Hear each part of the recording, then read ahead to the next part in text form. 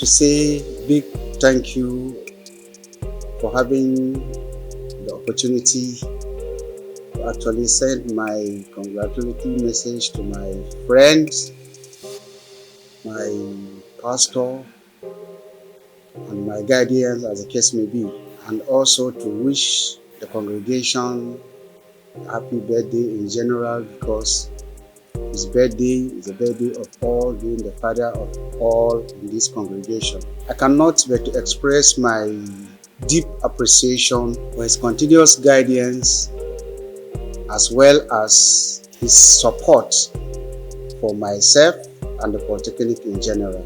We have had so many people around the community, but to have seen somebody as generous as Professor Apostle Johnson Suleiman in the community has become yet another challenge.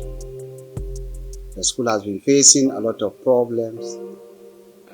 We are not saying that people are not doing much, but he is the singular person that has come to the aid of the Polytechnic in terms of provision of social and infrastructural amenities. His support for the Polytechnic remains unprecedented, and so also his support for the community. I can tell you for sure that having him around us is a blessing which all of us must appreciate. My apostle, I want to say big congratulations to you.